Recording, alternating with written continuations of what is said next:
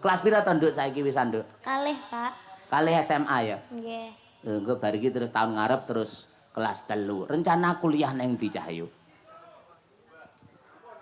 Teng pundi mawon? Pundi mawon? Oh iya. Lek cita-citane teng Solo, Pak. Syukur lek nang isi Solo terus jurusan pedalangan ning aja gelem diulang dosen yang jenenge Halin. Ora gelem piye? Pak Halin niku sing pundi? Mboten niku nggih sae niku luar biasa suarane apik. Hoping kula niku. Nggih hoping kula. Syukur lek nang pedalangan niku tak matur karo buka prodi karo Pak Kajur. Lek niken mlebet mriki sing nyekel kula piyambak. Dadi engko dosene aku dhewe, Nduk, ngono kuwi. Ngono. Terus sekolahe privat nggo cah loro tok ning ruangan. Ayo ngono kuwi. Bentang masuk ngono ngilmune bentang pinter ngono lho maksude. Oh ngoten, Mbak. Iya, ngono kuwi. Biasane lek karo wong akeh lek kurang fokus ngono kuwi. Ngono.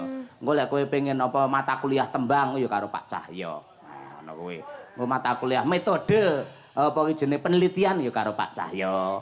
Engko apa jenenge kuliah babakan kritik seni engko ya karo Pak Cahyo. Terus ilmu pedalangan karo Pak Cahyo, sabetan awake dhewe ya iso sabetan dhewe. Ngono kuwi. Tegese tak ajari sabetan ngono lho. Oh nggih nggih. Ngono kuwi. Riyen pun nate jenengan ajari to, Pak? Wis sik kelingan ra tak ajari ngene. Nggih tasik to, Pak. Syukur.